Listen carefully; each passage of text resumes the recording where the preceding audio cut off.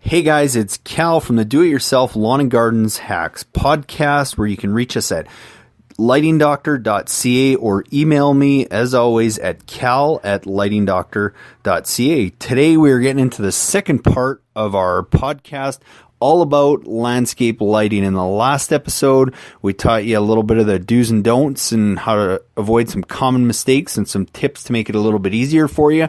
Today, we're going to get into how you do it. And this is the real nuts and bolts of do it yourself. If you want to do it yourself, this is the podcast that you're going to want to listen to. In the next episode of our All About Landscape Lighting podcast, we'll get more into the technical techniques and tricks you can use for different ways of lighting up certain things, but this is the one that is going to go from step 1 to step 10, exactly how you do it. So hope you enjoy, and as always, send those questions and comments. You can reach me at cal@lightingdoctor.ca. Enjoy this episode.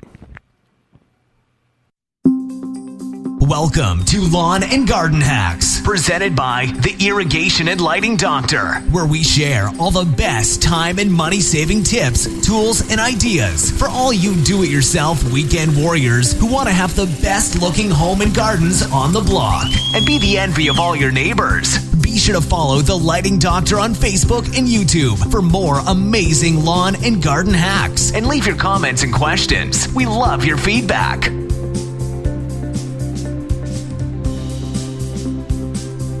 Hey guys, it's Cal again here. Thanks so much for tuning in. Please do go and check us out at lightingdoctor.ca. This is the second part of our video series all about low voltage landscape lighting. Thanks to everybody who tuned into the last episode, left us questions and comments, and I'm going to get into those in a second. Please be sure to follow us on YouTube. Just search for the Lighting Doctor, or on social media at Lighting Doc, to follow this series of videos. And in the last video, I talked about a few different things. I talked about really some of the benefits and advantages of low voltage landscape lighting. The biggest is I think it looks cool.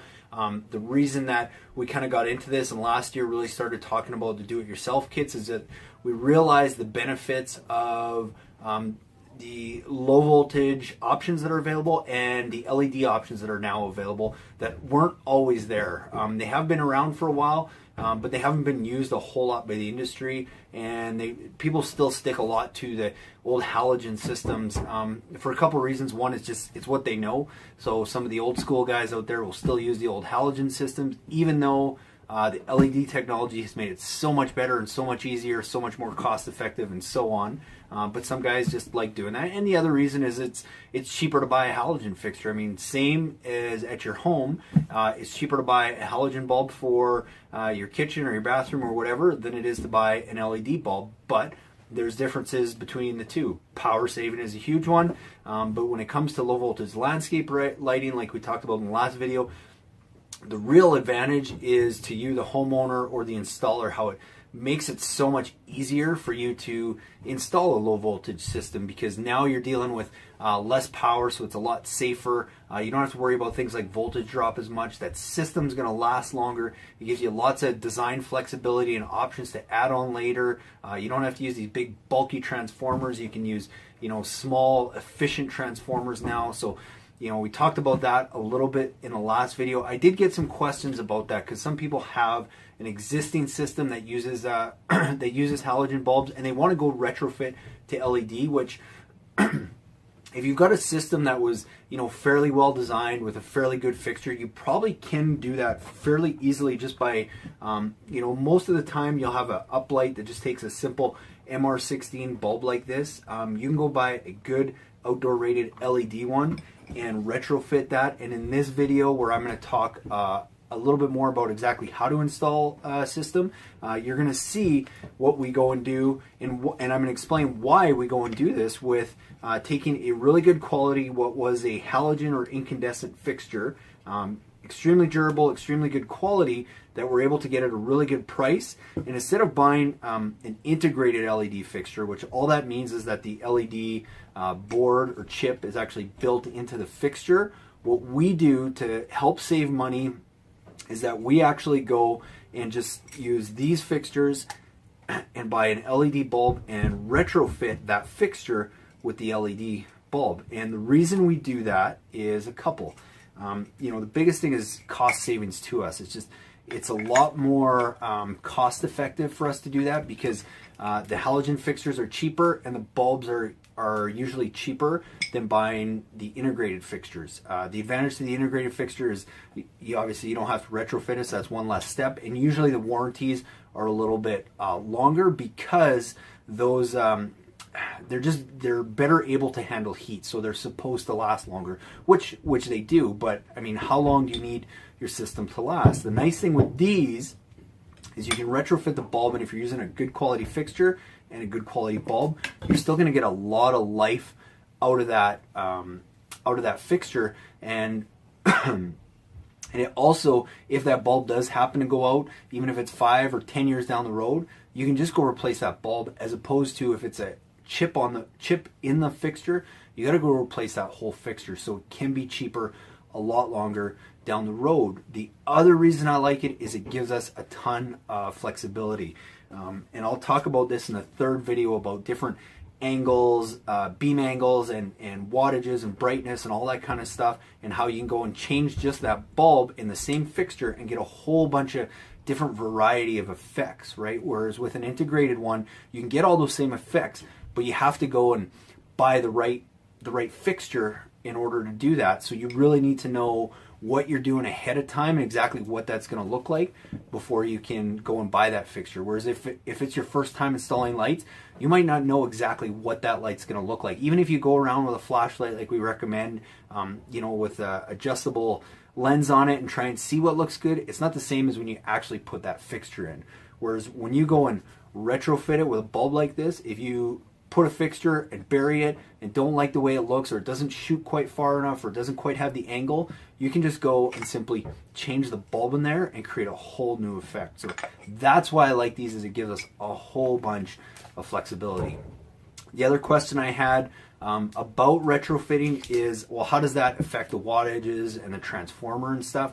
So if you have an existing system that is a halogen system, chances are you're using way more wattage than you will for an LED system. So if you have a system and you retrofit it to LED, you're not going to have any issues, because you're going to be using, roughly 20% of the wattage that you were using with a halogen one. So for example, most standard uplights that you find out there that are halogen bulbs are 20 watts. This LED bulb in here is the same brightness and the same color temperature as that 20 watt halogen bulb, but it only uses 4.5 watts. So if you had 10 halogen bulbs at 20 watts each, you need 200 watt transformer, and really bigger than that, and I'll explain that in the video that's coming up. But you need about a 250 to 300 watt transformer. Now if you have 10 LED lights that are just as bright, you can now use a 60 watt transformer and still run all those way more efficiently, way more effectively than you could. So yes, retrofitting to LED and using LED does affect the wattages and the size of the transformer, but on the plus side, for the good side, especially if you're a homeowner and you're doing it yourself. So in this video coming up, again, keep those questions coming, but I'm going to show you step by step exactly, some of the different fixtures that you're going to want to use, where you're going to want to go and use them, how to go and make sure you're placing your lights in the right place, how to wire them properly, how to make sure you're using the proper connections that are going to last, how to size your transformer, how to set up your transformer, how to bury your wire, how to make your system a Wi-Fi system. Another thing I didn't mention, which I will mention because we're getting into the holidays, the other reason I like this as an option is because for Christmas time, pretty cool, I can just go buy a colored lens like this that slips in here, covers that up, and then I can get a nice green or red light just for the holiday season. You can also get lenses like this that will, instead of having to go change the bulb, which again can be a little bit pricier, you can actually get filters like this that will spread the beam angle on that light, as well as frost the lens so you don't create as many hot spots. So tons and tons of options. Send me questions about that. I'd love to answer them. cal@lightingdoctor.ca. And a lot of you guys have seen this video on how to install low voltage landscape lighting.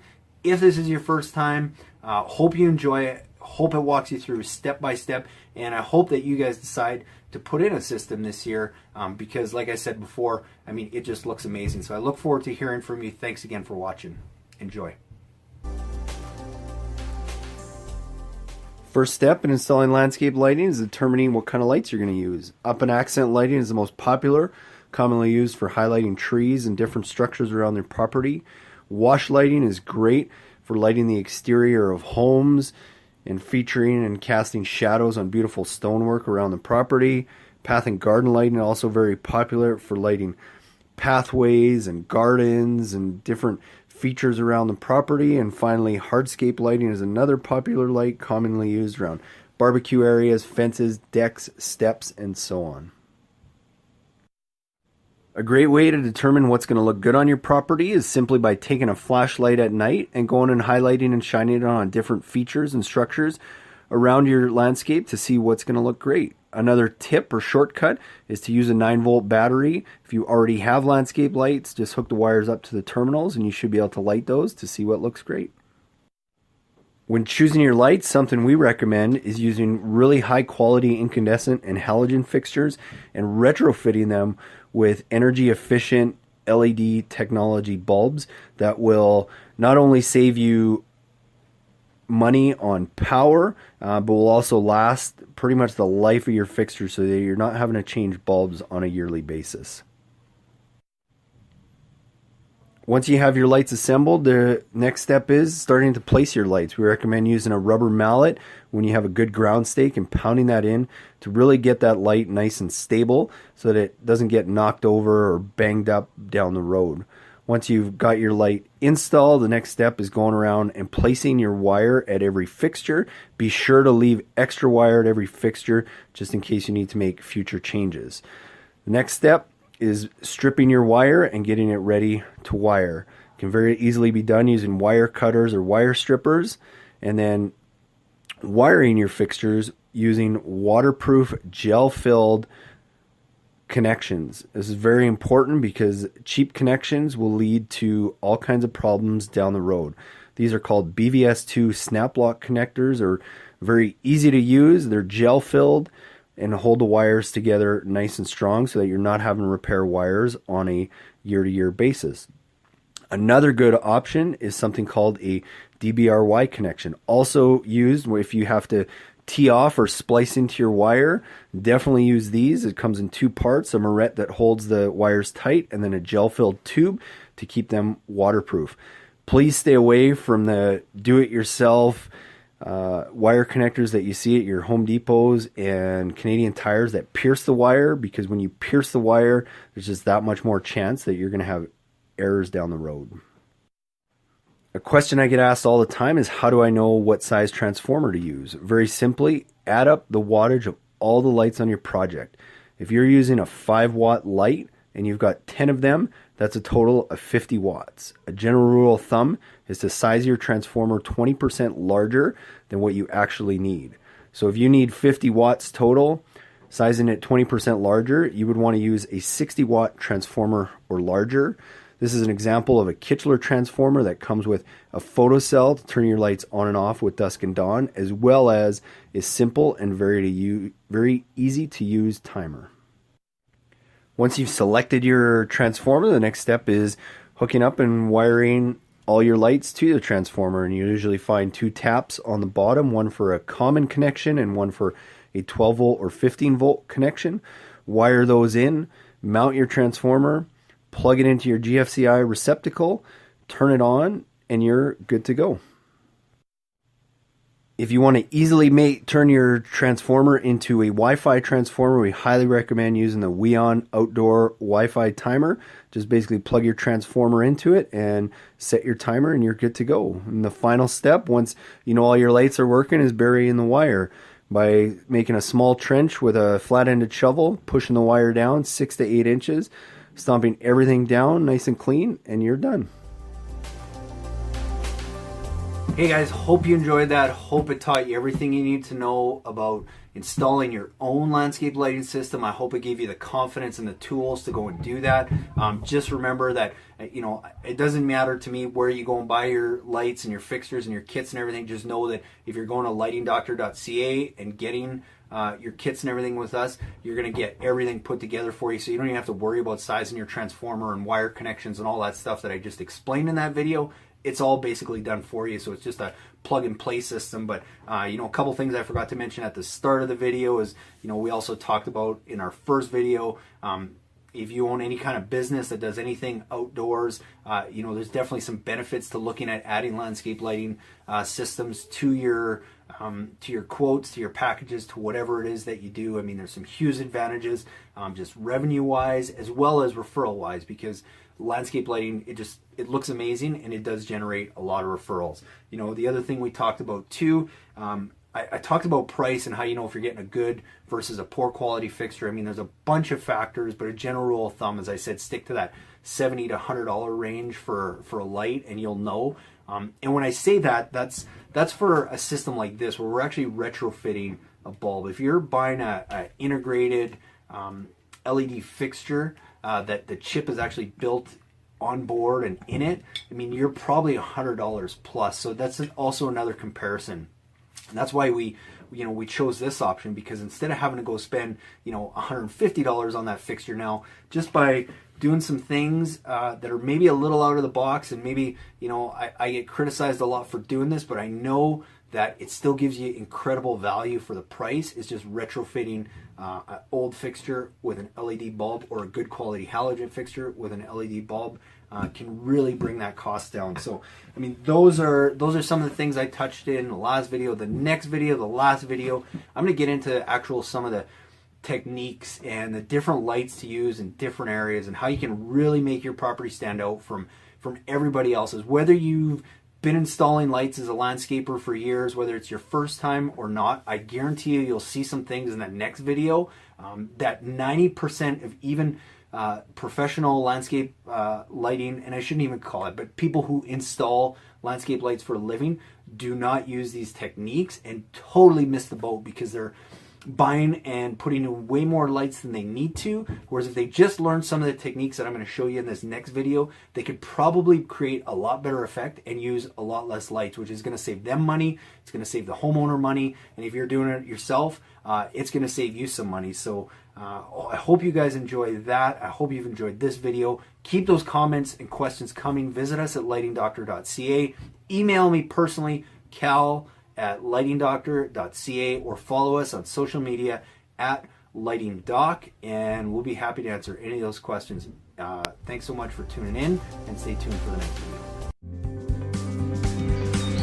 Hey guys, thanks for listening, and be sure to follow The Lighting Doctor on Facebook and YouTube for more amazing lawn and garden hacks. And leave your comments and questions. We love your feedback and look forward to talking with you again real soon. Have a great week.